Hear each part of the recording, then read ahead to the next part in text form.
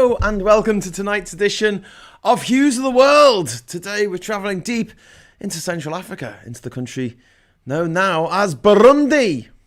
Hello to Jeremy Goff, hello to Chobai. It's good timekeeping too much to ask these days. Well, there's a lot of stuff to prep, graphics and things, there's a map. Give me a break. He's taken the Micmac. L'exactitude est la politesse de voir. The exactitude of royal politics, maybe? I don't know. What does Ra mean? I take it Burundi is French speaking. It is indeed, Jeremy. And Pineapple Boy says, I think I give this episode 3 stars. Ray, because there's 3 stars on the flag.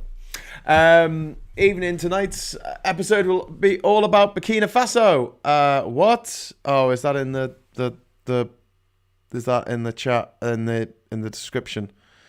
Yeah, fuck. I'll change that after the show. It's not. It's going to be about Burundi. Poor old Burundi. Beautiful Burundi. It's been blighted by a generations now of ethnic conflict. But things are looking up in the last week, which we'll get to. It is a tiny little nation. I think it's the 3rd smallest in the whole of Africa after Swaziland, or Eswatini as it's now known, and Lesotho. It is sandwiched between the African giants of Democratic Republic of Congo and Tanzania. The scenery is stunning. The weather is warm all of the time.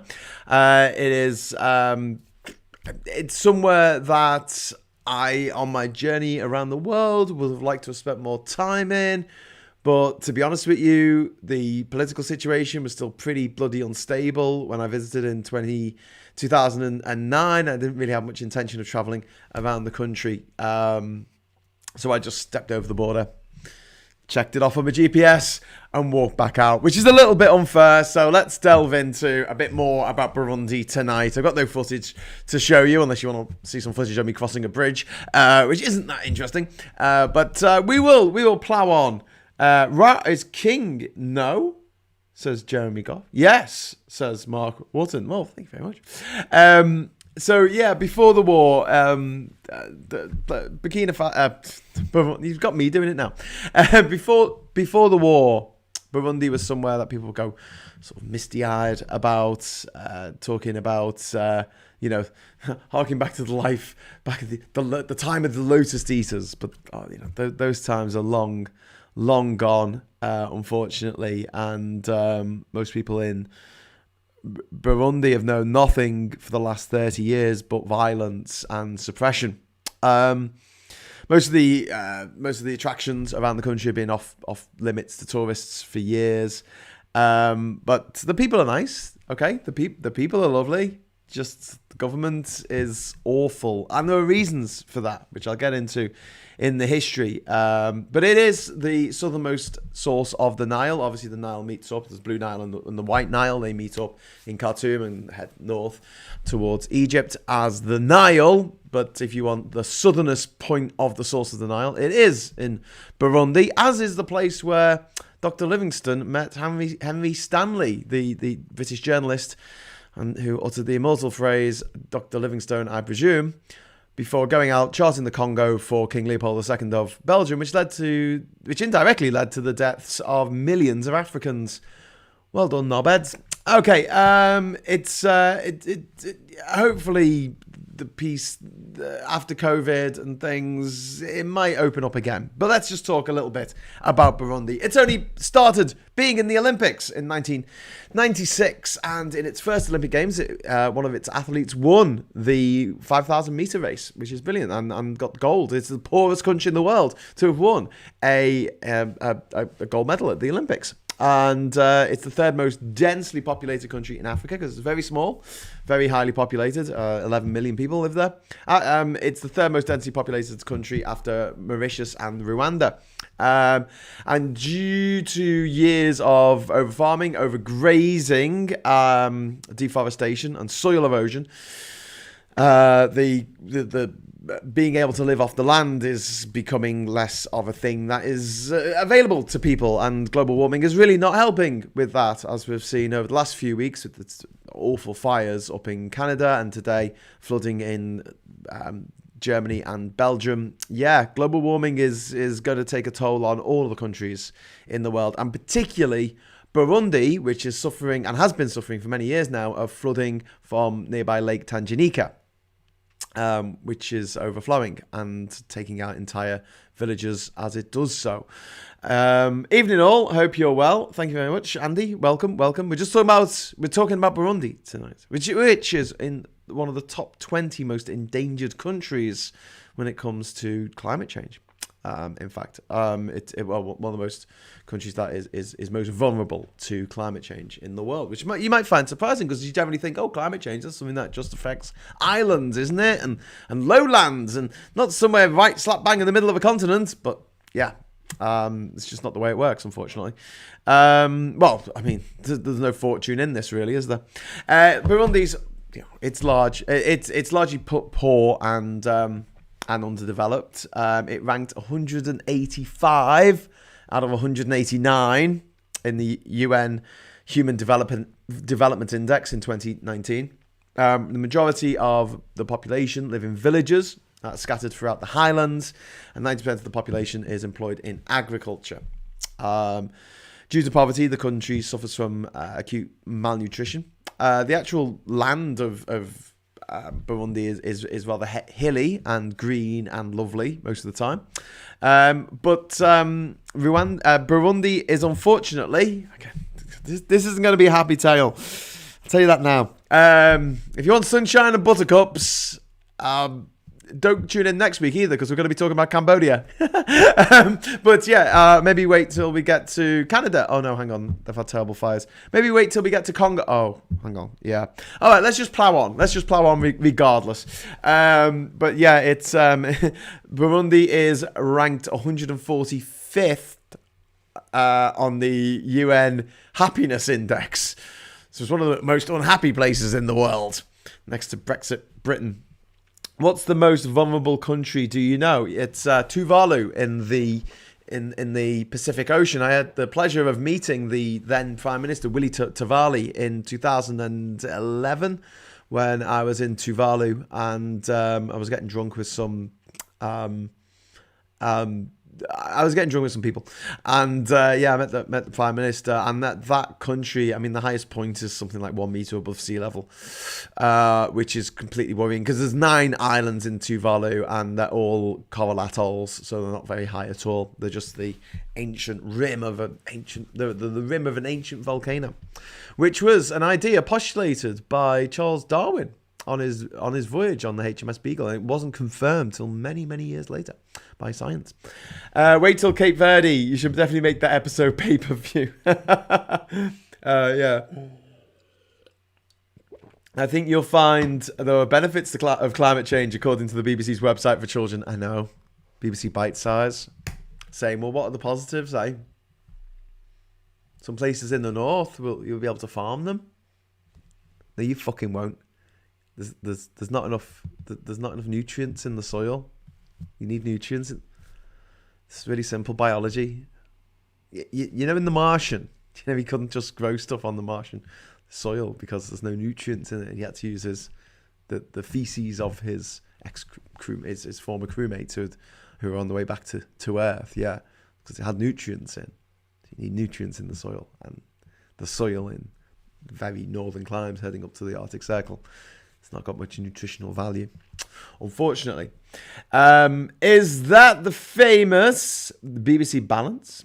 Get the Man of the World book if you can't wait about Cape Verde. The chapter when I get to Cape Verde is called "Do Not Pass Go," as in Monopoly. Do not pass go.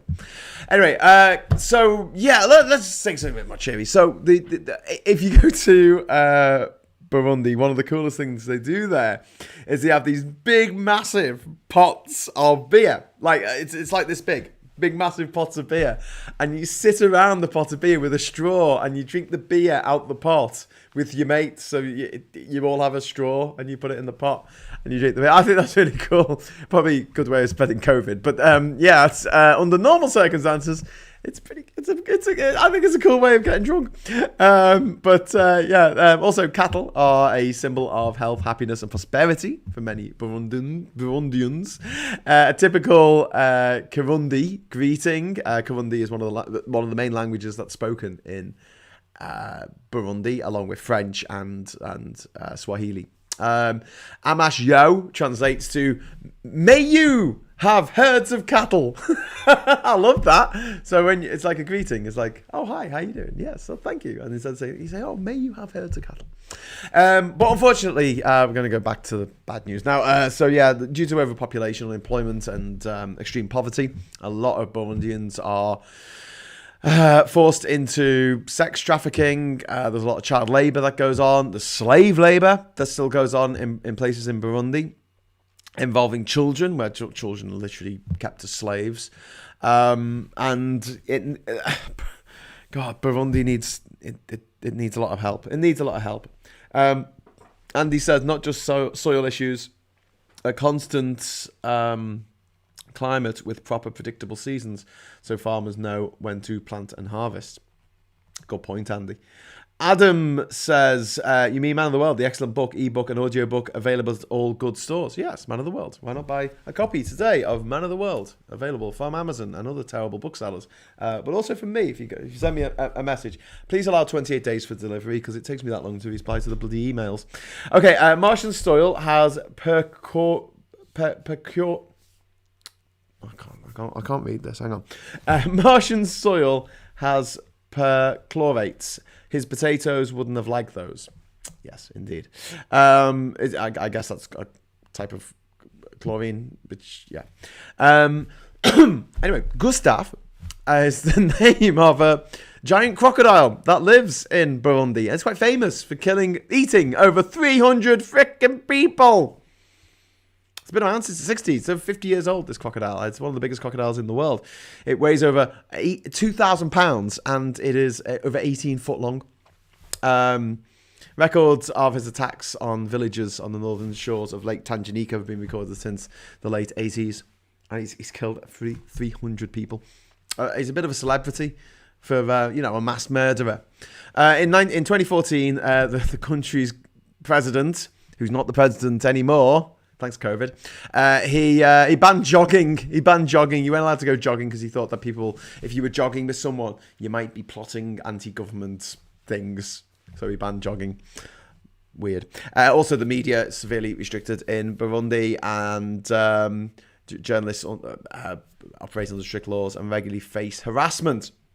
Many radio stations were closed down after a 2015 coup attempt. Now, things may be changing quite quickly because they got a new president last year.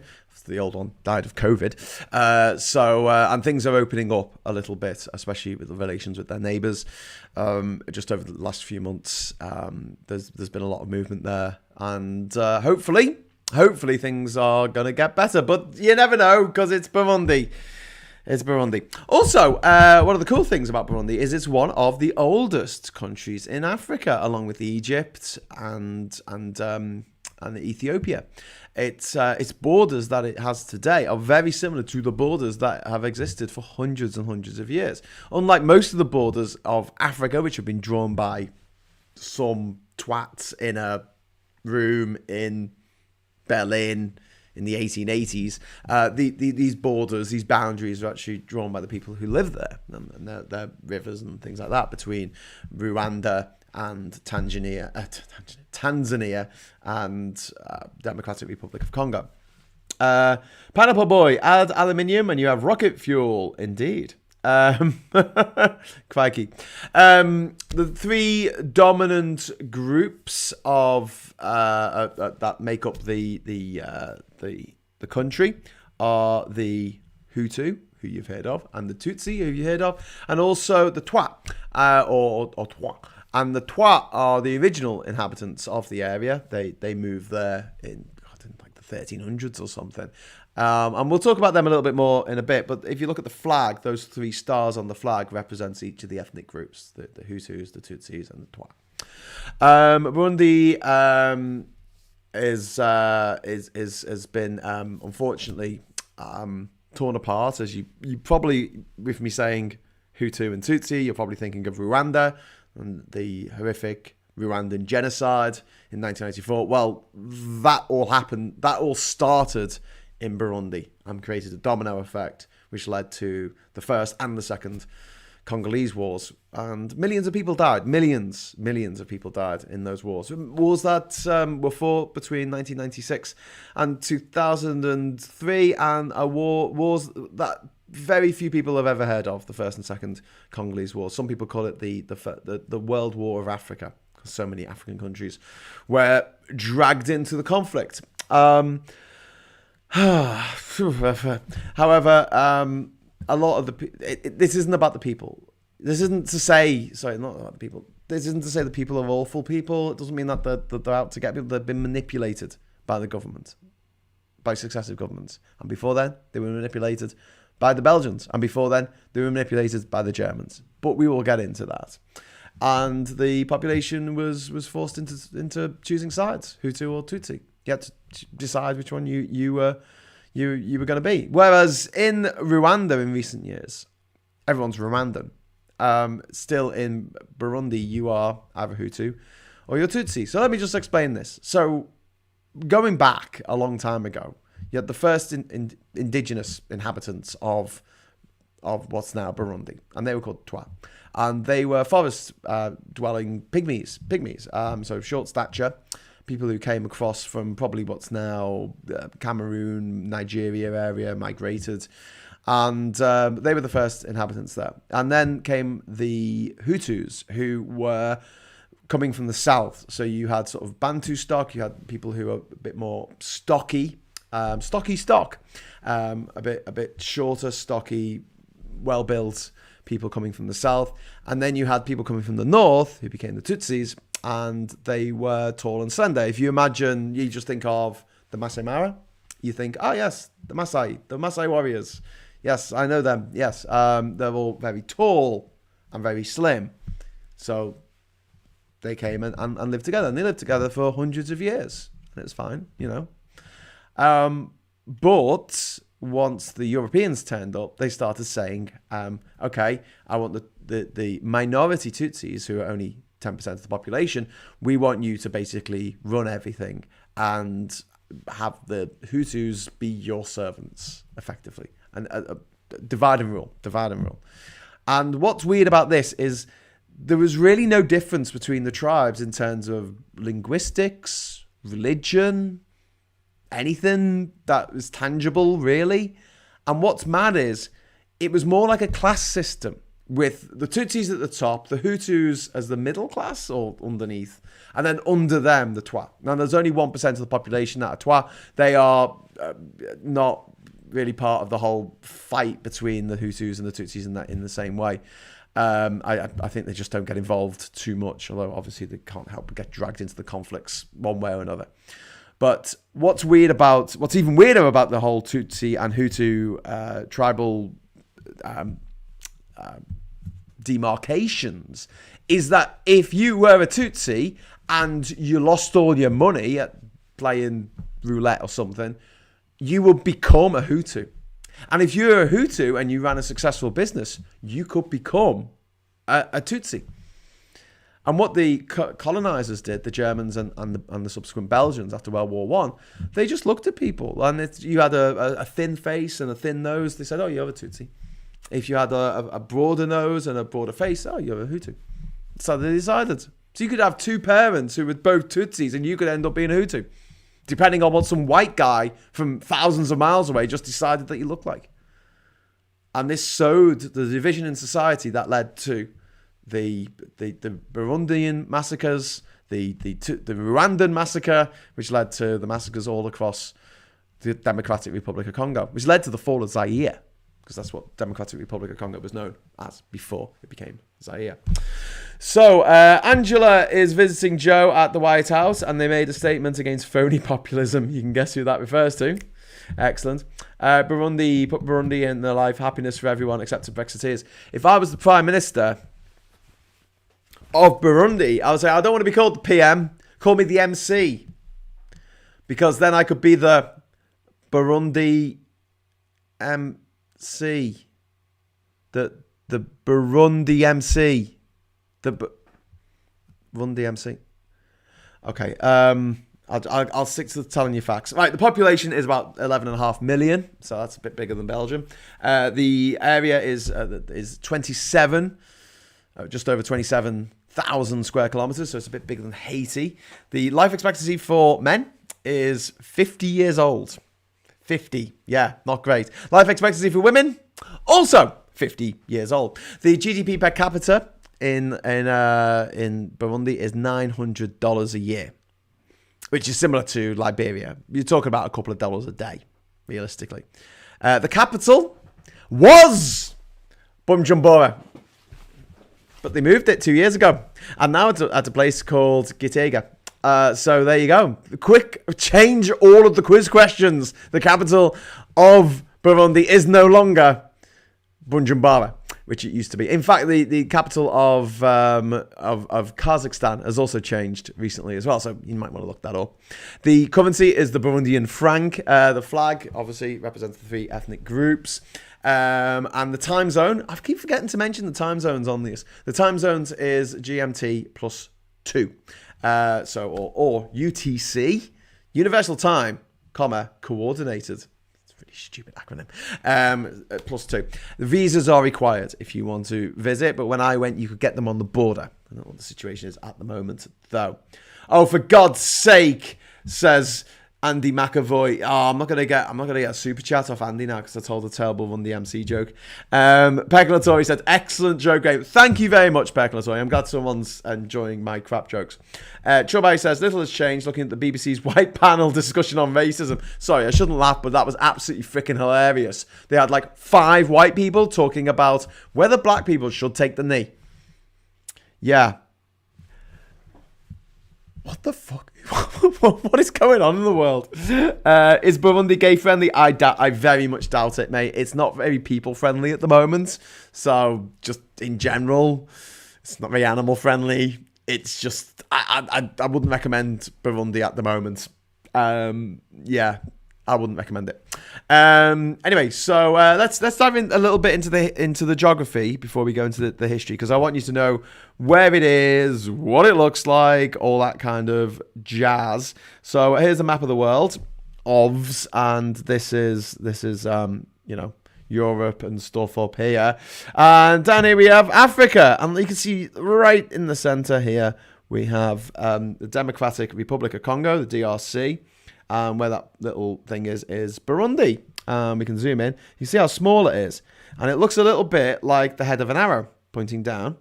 And it's right next to Lake Tanganyika, which is here, which is the old name for Tanzania before it merged with Zanzibar. And they took the Tan from Tanganyika, and they took the Zan from Zanzibar, and they made Tanzania. So yeah, it borders those countries.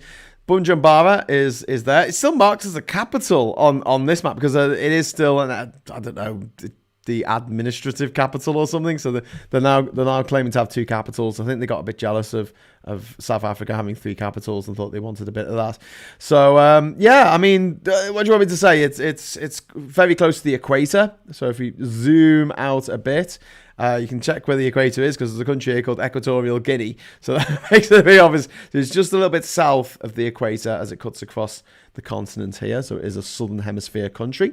And this area here along the lakeside here of Lake Tanganyika is very much affected by climate change. And that's where the worrying stuff is happening at the moment.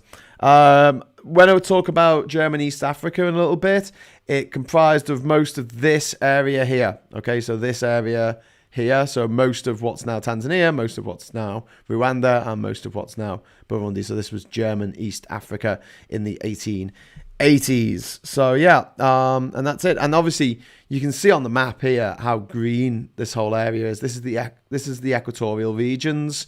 Obviously, wherever you have at the top here, you have a desert. You have the Sahara Desert down here. You have the Kalahari Desert.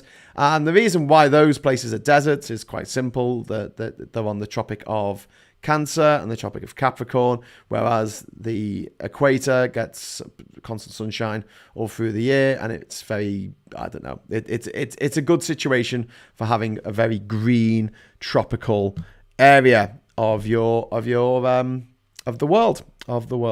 There's Lake Victoria, by the way, just so you know. And also, like I said earlier, Burundi is the original, well, it is thought of as the most southerly source of the Nile River. So if I zoom out again, you'll see the Nile runs up to Lake Victoria. And then when it gets out of Lake Victoria, it goes through a little town here called Ginger. Can you see that in the middle of the map? There you go, there's Ginger. That's on the mouth of the Nile, and the Nile runs up here. This is the here we go. Oh, it's the Victoria Nile until it reaches Lake Albert up here, and then it becomes gets over to Lake Albert.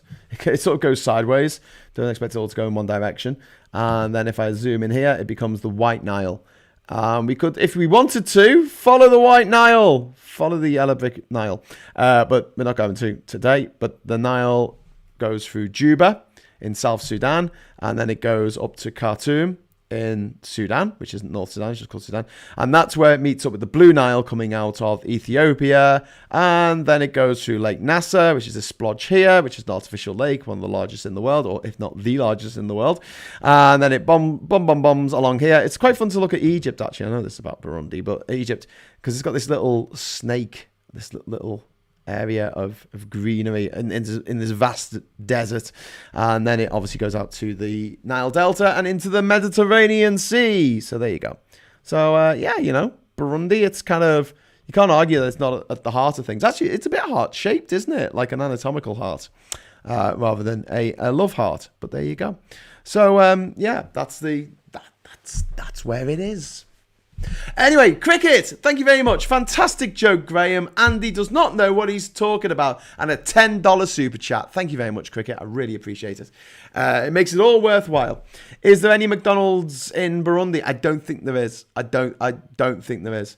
Why is Burundi separate from Rwanda when both countries have the same mix of ethnic groups? They were separate kingdoms back in the day. And the Germans tried to put them together as Rwanda, Urundi with no B. But once and it stayed like that for a long time, actually. And it wasn't until I think they got independence that Burundi said we want to have our own nation and do our own thing.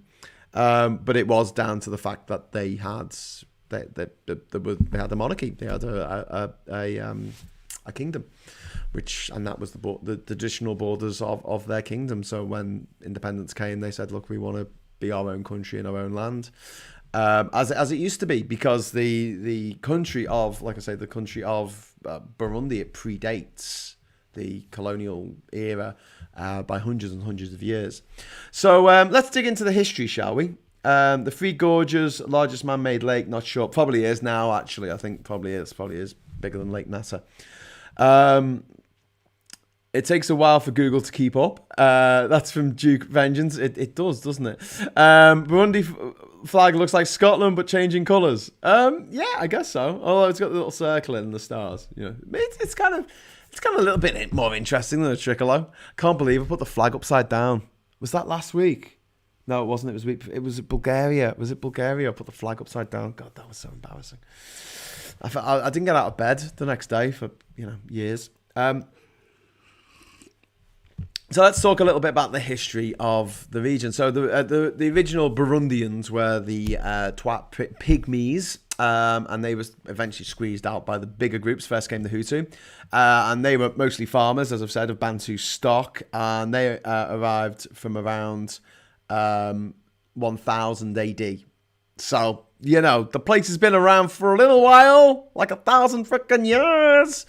And later in the 16th and 17th century, the tall pastoral Tutsi came from Ethiopia and Uganda. Relations were cordial, but the Tutsi gradually subjugated the Hutu into a feudal system similar to that of medieval Europe, something that the Europeans were very willing to exploit when they turned up. So by the 1500s, there were distinct Burundian kingdoms.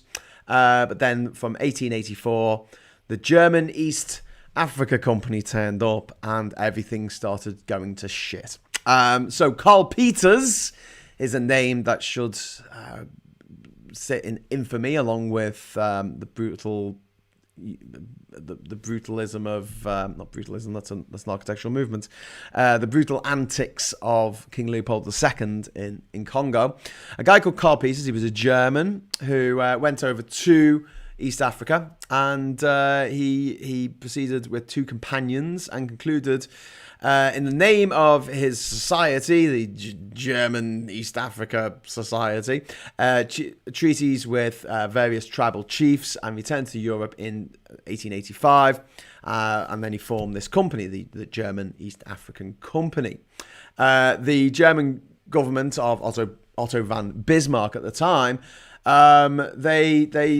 fearing the relations, sour relations with the British, they rejected these plans to sort of take over this vast area, which comprises what is now Rwanda and Burundi and Tanzania. Basically, he refused any funding to this guy Karl Peters. When Peters threatened to sell his acquisitions to King Leopold II of Belgium, he was eager to expand his territory in Congo. Bismarck relented, and he said, "Okay, then, whatever, we'll give you what you need." So he forced Bismarck to allow him to take over what is now Tanzania, Rwanda, and Burundi, and it was brutal. It was absolutely fucking brutal. This guy, Karl Peters, he would do things like he would take local girls as concubines, and when I say girls, I mean girls, yeah? And for instance, one tried to elope with a manservant, and so he had them put to death, and their villages burnt to the ground. This guy had to be taken out, like Christopher Columbus many years before. He was taken out of his position there in Africa. In Columbus's situation, it was in the West Indies. He was taken out because his own people were so disgusted at the way that he treated the indigenous population. He was also a proponent of social Darwinism, which is nice. They still have roads named after this fucker in Germany. If there are any Germans watching this, I suggest you have a word with your local government if they still have anything named after this guy, and just say, look, we shouldn't be celebrating this horrible, horrible person who went to Africa and tortured Africans. Hashtag just saying. The German East Africa Company transferred its rights to the German Empire in 1891. It was kind of forced to after the antics of Karl Peters. And this way establishing the German colony of German East Africa, which included Burundi and Rwanda and Tanzania, which at the time was known as Tanganyika, and Burundi was known as Urundi, no B. Anyway, so from then on, they had 25 years of war. Oh, good old-fashioned bloody war. So in the 1890s, the Hihi tribe, they fought a guerrilla warfare against the Germans, and there was the Maji War of 1905 to 1908, in which 250,000 Africans died. 250,000 Africans died. Do you want to know how many Germans died in that war? 15. Not 15,000, not 1,500, 15. Asymmetric warfare? Yeah, you betcha. And the aftermath of the war was a bloody big famine in which even more people died. I love Europe. I really do. It's a great place. It's really fun. I wish we'd stay part of the EU, but at the same time, I do feel like us Europeans should come to reckon, there needs to be a reckoning. There needs to be some kind of truth and reconciliation committee, because there are some absolute titwanks out there who want to stop the teaching of history because it makes us look bad. It makes us look bad. Yeah, damn right it makes you look bad, because you did bad things. We did bad things in the past.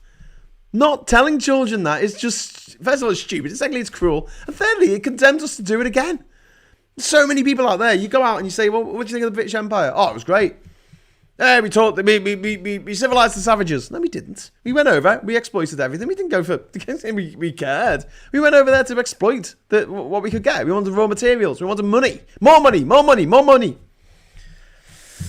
Anyway, so, God damn it. And then, obviously, in 1914, there was a war in Europe. So, hey, why not drag these people in Africa into our freaking war? Why not, eh? Wouldn't that be great if there was a war? Seriously, the all things being equal, there's a war in Mongolia. And somehow we get roped into it and we start fighting the Welsh because the Welsh are on the side of the Chinese and we're on the side of the Mongolians. So we start killing all the Welsh people. That's how mad it is. That's how mad it was. And in World War I, the colonies were supposed to have remained neutral. But whoever was in charge said, screw that. And so that wasn't adhered to in any way, shape or form. Unfortunately for German East Africa, it was completely surrounded by Kenya, which was British, the Democratic Republic of Congo, which was Portuguese, which was Belgian, and Mozambique, which was Portuguese, all of whom were allies against Germany. So they didn't really stand a chance. So Belgians in Congo, they came across the border and they occupied what's now Burundi in 1916. In the midst and the aftermath of the war, of World War I, a war that was fought by and large in Europe between European powers. Over 1 million Africans died in the war or afterwards in the aftermath of starvation because of famines that came after the war. 1 million people from a continent who didn't start the war, who didn't want anything to do with the war.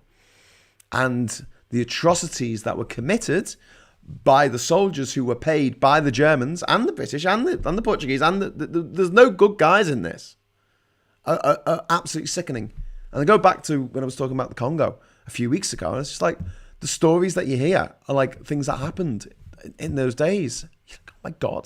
Oh my God, no freaking wonder these countries have so much difficulty just getting, back on their feet after all we've done to them. Let's paint a big rainbow over Westminster walls. That'll piss off Boris. That's a good idea. Von Lettow-Vorbeck sure made a good fight in German East Africa. He only surrendered after the war ended. He actually invaded. He didn't invade, but he went across the border into Mozambique to get more supplies, basically. But he was always fighting with... At the start, he made some amazing gains until 1915 when German Southwest Africa, which is now Namibia, fell to the British. And after that, he was cut off from any supplies. So if you imagine you're completely surrounded by enemies and you've got no supply ships coming from Germany giving you extra stuff. And although the brutal combat of the First World War that we think of when we think of the trenches, that didn't happen in Africa. But what happened, in a way, it was none less brutal. And in a lot of ways, it was worse because... I know this is going to sound a terrible thing to say, but at least the people shooting at each other over no man's land in the trenches, in the Somme or Ypres, at least they were soldiers.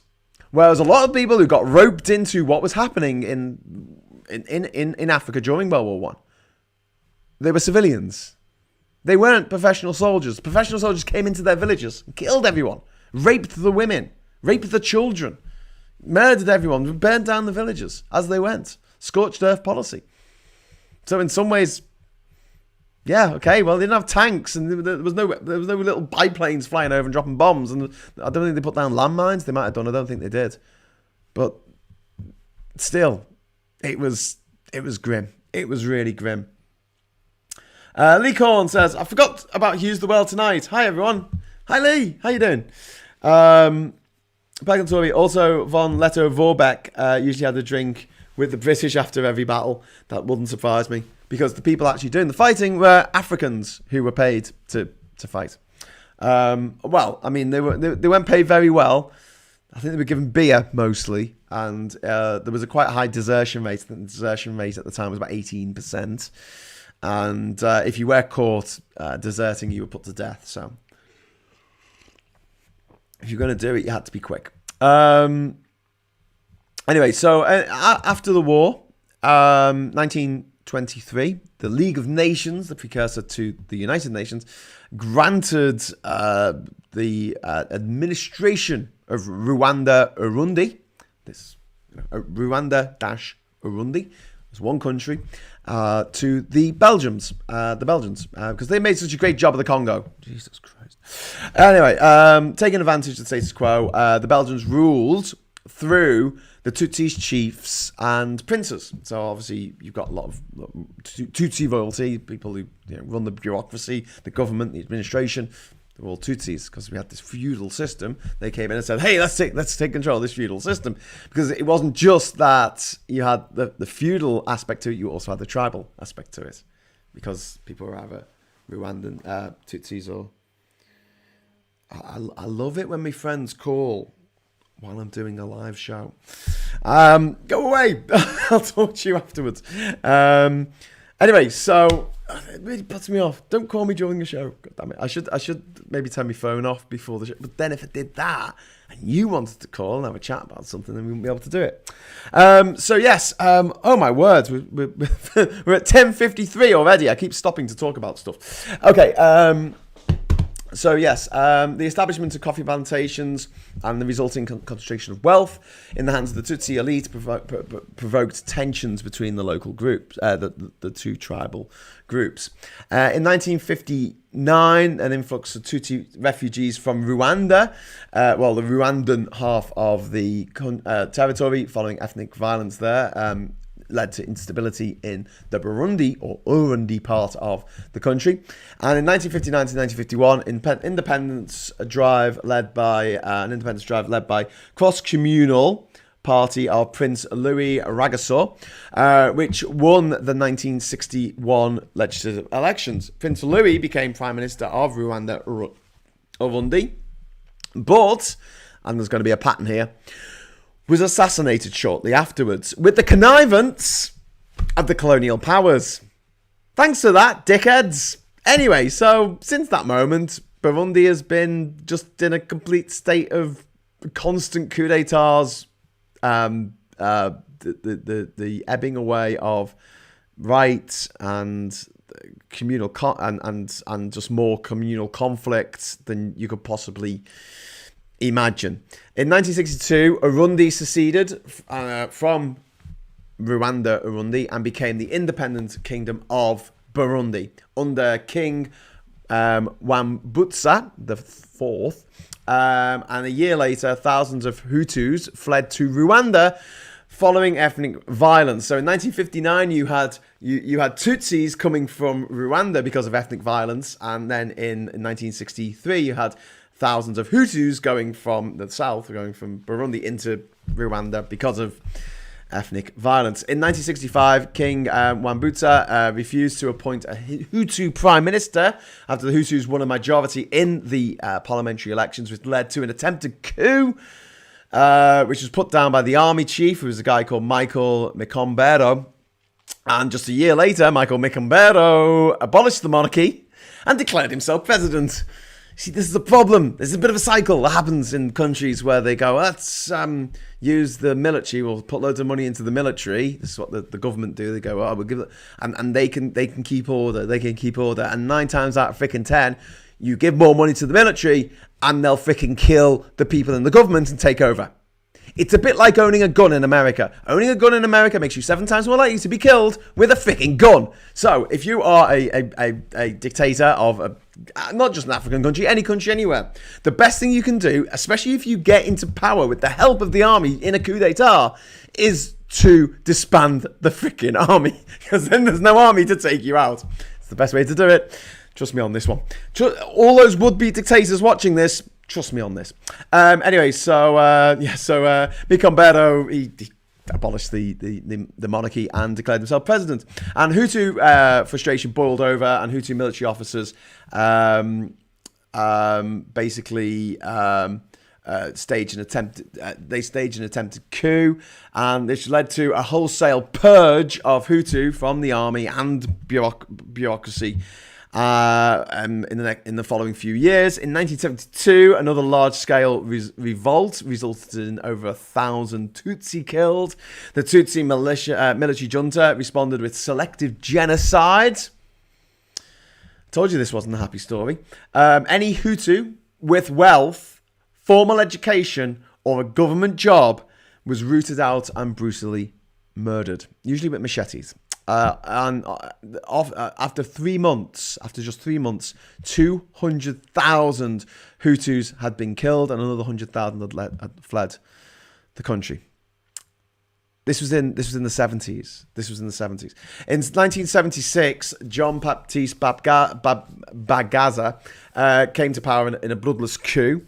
During the Bagaza years, there were some half-hearted attempts by the Tutsi government to remove some of the main causes of intertribal conflict, but they were mostly cosmetic and didn't really get to the root of the problem. In 1972, in 1976, the new president brought in... No, 1981, sorry, I'm getting my dates mixed up. What was the idea of putting the B before Urundi then? I don't know. Maybe they just wanted to move up the alphabet. You know, like Swaziland wanted to be Eswatini, so I'll get to them faster in the Hughes of the world. Maybe they had a crystal ball and they knew that if they waited till I got to the U's in this, we'll be here in 3 years bloody time. Forget that. They wanted to move up. They just put a B at the front because he couldn't get away with an A at the front. The US needs an army to deal with domestic nutters. But they don't. Put simply, they don't. In 1981, the new constitution made Burundi a one-party state. And in 1987, they had another coup, and President Bagaza was deposed in a coup by his cousin, a guy called Pierre Nkurunziza. Pineapple Boys, super chat to cheer you up. An episode on the EU between Ethiopia and Fiji will be boss. Some misconceptions need clearing up. Ooh. Maybe I should do that. Yes, maybe I'll just do a special, because I should really do territories and things. One of the other B's that I missed out, along with Britain and Burma, is Bougainville, which is an island off the coast of Papua New Guinea. It's part of Papua New Guinea at the moment, but they had an independence referendum last year, and it was like 2 years ago now, I think, and they voted overwhelmingly, something like 90% to become an independent state. And so watch this space. I might have to go back. So I might do a series of mini episodes or something. I don't know. We will see. We will see. Anyway, so with this new regime in 1987, with this guy, the cousin of the former president who takes over, Bayoya, this new regime attempted to address the problems of intertribal tension once again by bringing in Hutus back into the government, back into the administration. However, in 1988, a year later, thousands of Hutus were massacred by the Tutsis, and thousands more fled to Rwanda. You see a repeating pattern here of tribal conflict. And this is something that didn't have to go this way. It did not have to go this way. It was made so much worse by people from Europe going over and interfering in these countries. They were over there for the best part of 80 years, and they managed just to trash the place. Wherever we went around the world, we managed to trash the place. We can pretend that we were amazing and we really helped out, but the reality is, like I say, 9 times out of 10, probably 99 times out of 100, we didn't help. And if you want to think that these countries couldn't have developed on their own, I give you Japan. Shouldn't have rushed into Afghanistan like most empires do, but started with Abkhazia. Yeah, it's part of Russia, mate. It's part of Russia. Despite what Vladimir Putin tells us. But yeah, obviously Abkhazia and South Ossetia are 2 regions that used to be part of Georgia until Putin decided being the leader of the biggest country in the world just wasn't enough for him. He wanted his country to be even bigger. Anyway, so in 1992, a new constitution providing which would pave the way to a multi-party state is approved by a referendum. And in 1993, in the June, the Nadad Aye's party, which was called Fronbu, won in the multi-party polls, ending military rule and leading to the installation of a pro-Hutu government. In October of that year, Tutsi soldiers assassinated President Dadaye, and in revenge, some Frolibu party members massacred Tutsis, and the army began reprisals. Burundi was plunged into an ethnic conflict which claimed over 300,000 lives. Jeremy Goff, £5 super chat. Thank you very much. Sorry, you missed most of this super chat by way of apology. It's all right, mate. I've only got 8 minutes left, but I've still got another 30 years of warfare and horror and genocide to get through. But we'll get there. We'll get there. Don't worry. There's light at the end of the tunnel. Believe me. Anyway, so In January, so January 1994, just after the assassination, just a few months after the assassination, Parliament appointed a Hutu named Tarya Maya as president, and in April of that year, 1994, this should be a date, a year you recognise if you know your Rwandan history, or if you've seen Hotel Rwanda. A plane carrying President Taryamaya and his Rwandan counterpart was shot down over the Rwandan capital Kigali, killing them both and triggering the genocide in Rwanda, in which over 800,000 people, mostly Tutsis, were basically hacked to death in the space of just a few weeks. Back in Burundi, both Hutu militias and the Tutsi-dominated army went on the offensive. So, by the way, you may have seen Hotel Rwanda. There's another film, I think it's called Shooting Dogs. It's got John Hurt in it, and it's based on a true story about a school that was set up by the UN to be the base of operations in Kigali, the capital of Rwanda at the time of the genocide. And the Hutu militias, they lined up outside, they encircled the school, bashing the machetes on the cars around, tapping, trying to psych everyone out. And a lot of Tutsis had fled into the school, and there were a few hundred Tutsis there. And the UN, basically, someone gave the order to pull out. So they did. And they left the women and the children who were sheltering in the school to fucking die. Thanks, UN.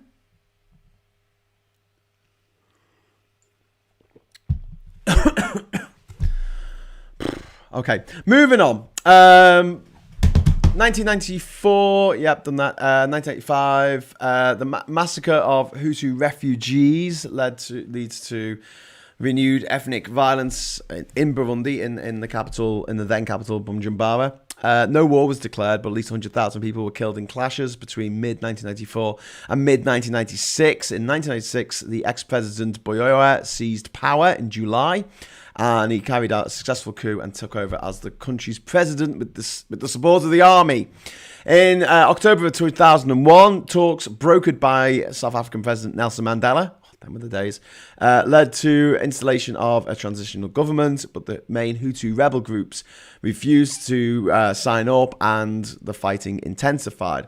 In 2003, in the April of 2003, a guy called Domitian Deyezei Hutu succeeded Pierre Buyoya as president under terms of a 3-year power-sharing transitional government inaugurated in that was inaugurated in 2001. So basically, by then, as I said, the conflict had already claimed the lives of over 300,000 Burundians since 1994. Not 1993, actually. It's October 1993 it started. So, 10 years. 10 years of warfare, of just madness.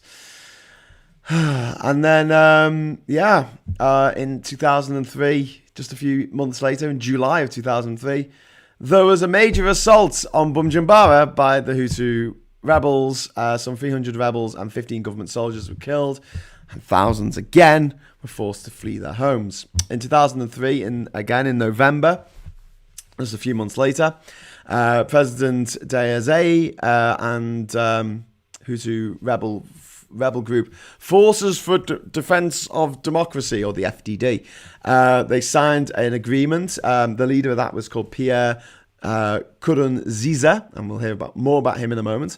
They signed an agreement to end the civil war at the Summit of African Leaders in Tanzania.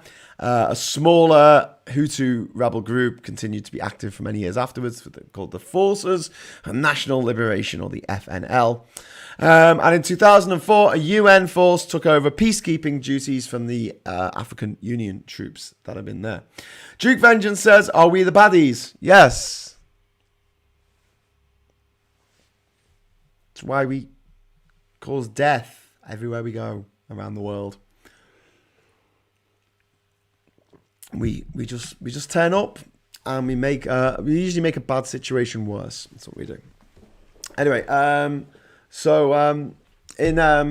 2004, the UN sent in peacekeeping troops, and in June 2005, there were elections, and the former rebels, the Forces for the Defense of Democracy, the FDD, they emerged victorious, and Pierre Nkurunziza became president, and everyone thought, yay, they're back on the road to stability. Anyway, so the president signed into law, set up a new national army incorporating government forces, and all but one of the Hutu rebel groups and the aforementioned FNL, the Forces for National Liberation, were not included. In August of that year, that was when they had the elections, and in April of the following year, the curfew that had first been imposed in 1972 was finally lifted in 2006. In September that year, the last major rebel group, the FNL, and the government signed a ceasefire at talks in Tanzania, but sporadic clashes continued for the next couple of years. In February 2007, the UN shut down its peacekeeping mission and relocates its operations to its operations to focusing on reconstruction. In April of that year, of 2007, DR Congo, Rwanda and Burundi relaunched the regional economic bloc, the Great Lakes Countries Economic Community, known under its French acronym, which is CEPGL. The Great Lakes obviously being like Tanganyika and Lake Victoria. And 2007, Burundi soldiers joined African Union peacekeepers in Somalia. And in March of 2009, there was the Paris Club of Creditor Nations cancelled all of the $134 million of debt Burundi owed its members. In 2009, in April that year, the FNL finally laid down its arms and became a political party in a ceremony supervised by the African Union, which has been increasing in power over the last 20 years, and respectability as well. And in June 2010, President Nkurunziza is re-elected in an uncontested poll after main opposition parties boycotted the vote. Getting up to speed now with nearly modern day. In 2013, in the June, the President Nkurunziza approved new media law, which critics condemn as an attack on press freedom, which I've mentioned before. In August of that year, the former leader of the FML, a guy called Agathon Rwanda, resurfaces after 3 years in hiding and says he will He will stand in the 2015 presidential election. In March of 2014, the Parliament blocked a government attempt to introduce changes to the constitution seen as threatening the balance of power between the country's main ethnic groups. In May of 2015, the Constitutional Court ruled in favour of President Nkurunziza's decision to stand for a third term amid reports of judges being intimidated. So this, again, it's one of these situations where the guy in charge says, yes, I'm happy to stand for 2 terms. And then the 2 terms are up, and he goes, can I change the constitution now so I can stay president forever? See also Vladimir Putin and every other bloody leader who just wants to hang on. No, I'm so good at this job. I'm so good. No one else can possibly replace me. I'm the best. The ego of these men is just unbelievable. There was an army officers' coup, which failed after that, but protesters took to the streets at the same time, and tens of thousands fled the violence. In July that year, President Nkurunziza won a 3rd term after he changed the constitution so he could stand again, and he won the presidential election with 70% of the votes. The opposition leader, the Agathon Raza, he said it was a joke. He regarded it as a joke. In January 2016, President Nkurunziza threatened to counter the deployment of external peacekeepers after the African Union announces plans to send in 5,000 troops to protect civilians from escalating violence between government and rebel forces. In March of that year, with the political situation showing little signs of improvement, the EU announced that it was suspending direct financial aid to the Burundian government, which isn't great for the people, obviously, because although the government probably take a big chunk of it, even if just 1% of that aid gets through, that 1% is saving a lot of lives. Burundi in 2017 became the first country to ever leave the International Criminal Court, the ICC, in The Hague. And in November that year, the ICC judges approved the opening of a full investigation into alleged crimes against humanity in Burundi, where at least 1,200 people had died in unrest since 2015. In 2018, officials said a referendum backed constitutional reforms that could allow President Nkurunziza to stay in office for another 16 years. So he's going to be president until the 2030s. Or so he thought. Anyway, so in December of 2018, Burundi International issues an international arrest warrant for the former president, Pierre Nkurunziza, over the killing of the former president, Melchior Ndadaye, in 1993. Mr. Boyoya's supporters said the move is politically motivated, and I guess everyone was just cooing at the time, political assassinations. It was just a dumb thing back then, I guess. In April of 2019, the capital was moved to Gitega even, although Bujumbura does remain the commercial capital. And by the way, this news was announced on Twitter, which I love. Anyway, just having a look at the, what's this? Max Pierre's size are more legendary. Yes, it's good. Graham, the master of the sigh. Yeah, I'm sorry, but yeah, Max he does sigh better than me, I've got to say. Just wiki Pierre, and he's a massive wanker. Yes, indeed. And I could encourage anyone watching this to just go and read up a little bit more about the backstory of all this, if you're interested, about the German East Africa, about the World War I in Africa, about the pulling out of the colonies in the 1950s and 60s and 70s, and the trail of desolation that was left behind. It's just absolute vandalism of an entire continent. Anyway, in June last year, the former Hutu rebel leader, a guy called Evariste Ndayishimiye, if I'm saying that right, he took office as president. Why is that? Well, because the President Pierre Nkurunziza, he died. He died of COVID.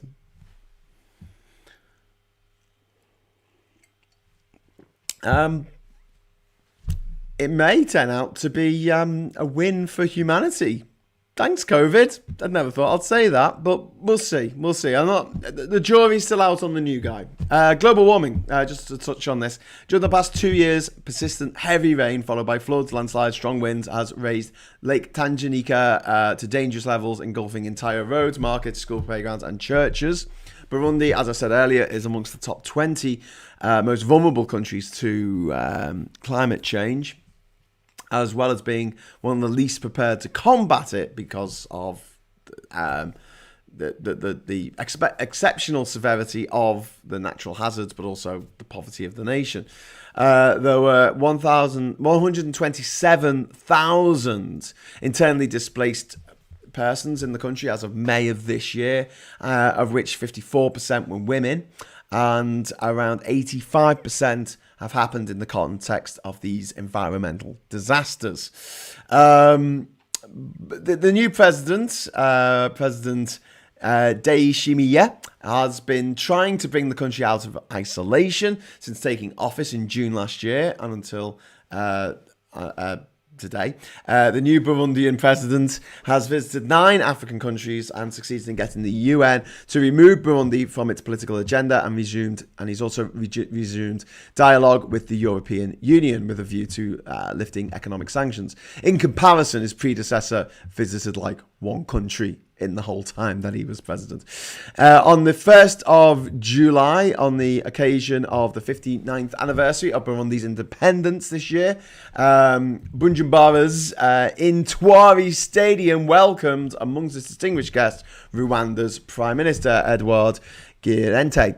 And that's great. That means the thawing of relations with Burundi and its neighbours, because to go back to the 90s, that start of the violence in 1993 in Burundi effectively spilled out into Rwanda, and that led to the assassination, probably when the plane was brought down, of the leaders of both Rwanda and Burundi, which then led to the Rwandan genocide and also the Burundian, basically, civil war, although it was never officially called a war. 300,000 people died.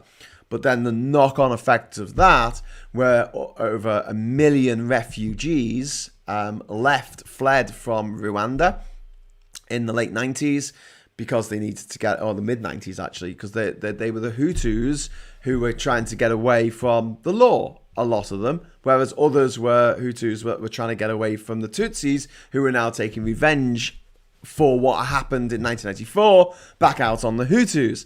So you had this huge swathe of people moving into East Democratic Republic of Congo and into Uganda and into Burundi and into Tanzania, but in particular into Democratic Republic of Congo.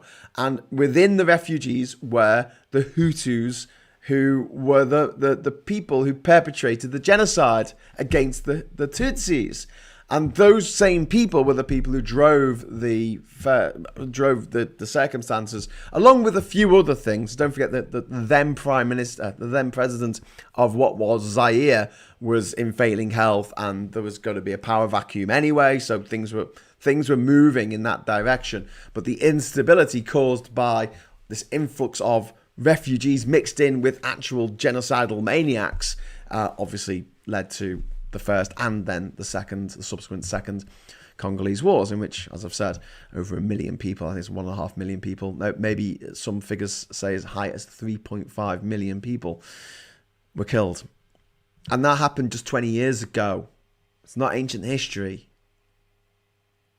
And it's, you go out and you show someone a map of the world and say, where's Zaire? Go on then, big brains, where's Zaire? And for the few people who can point out where it is, you say, well, it's not even called Zaire anymore. It's called Democratic Republic of Congo. And do you know about the war there? People don't know about the war. But then again, until I started researching this, I had no idea about the war that was in Burundi between 1905 and 1908, which led to the deaths of a quarter of a million Burundians. I didn't know about that. Sorry, it wasn't Burundians. It was actually, would have been Burundians, Rwandans, and Tanganyikans. Tanganyikans, is that even a word? From all over the what was then German East Africa. 250,000 people versus 15 Germans. That's grim, isn't it? Anyway, so yesterday, all my troubles seem so far away, but also yesterday, Burundi signed a new trade deal with the Democratic Republic of Congo, thereby helping to normalize relations with its other neighbor on that side as well. So it's got 3 neighbors and it hasn't got on with them very well. The last president was very antagonistic towards its neighbors, and obviously there was a lot of bad blood because of what had happened in the 90s. But now, yeah, it seems that they're trying to open up, and hopefully if they continue down this road and work with Rwanda, I'm not the biggest fan of the leader of Rwanda, but he has turned the country around. And one of the big differences between Burundi and Rwanda is that as a consequence of the genocide in Rwanda in 1994, they did away with people being Hutus or Tutsis. You're not allowed to call yourself Hutu or Tutsi anymore. They just did away with it. You live there, you are Rwandan. Because in the 1994 massacre, people had ID cards, and on that ID card was written whether they were Tutsi or Hutu. So if you were walking down the street and a gang of Hutus said, "Oi, are you a Tutsi?" and you said no, they said, "Show me your ID card then." And if you had left your ID card at home, they would assume that you just didn't want to show it to them because you were actually a Tutsi, and they'll kill you. So I would like to see, and it's not my place to say, fucking white guy, thousands of miles away, I would like to see Burundi taking a leaf out of Rwanda's book on this. Because I can't see an end to this intertribal warfare, which has gone on now for decades, unless Burundians just turn around and say, right, that's it. Forget about this 3 stars nonsense. We're just going to have 1 star. Just going to have 1 star in the middle. We're all Burundians. And if they did that, then maybe they can move on. Hopefully. Maybe they will. I don't know. But while this, and they're not even real fucking tribes. That's the most annoying thing about all this. They're not like proper tribes that are distinct in linguistics. I mean, they might talk a slightly different dialect, but they can understand each other. It's not like the tyranny that goes back to the tyranny of small differences. You want 2 people to hate each other more than anybody else. Make sure that the differences between them are nothing. Make sure that it's like the Serbians versus the Croats. What's the big thing that separates you guys? You speak the same language. Yes, we speak the same language, but we don't write the same language. We use Cyrillic. They use Roman lettering, the bastards. Meanwhile, in Northern Ireland, you've got the Protestants and the Catholics. Oh, do you know what he does, right? You know when he drinks the Eucharist, when he drinks the wine of Jesus, right? In his mouth, it's just wine. It doesn't magically turn into the blood of Jesus in your mouth. Bastard. And you're like, that's it? That's what you've been fighting about? Yeah, basically, yeah. Okay. So I'm going to jump into the messages before I go, because I realise I've gone a little bit over time. It's from a Mitchell and Webb sketch about the Nazis, so it's half right. Are we the baddies? Tengo mi vacuna mañana y voy con diarrea. I have my vaccination tomorrow, and you have diarrhea? Shit. Jeremy says, I was telling Charlie Nelson the other day about Vicky Cohen Mitchell making a porn film.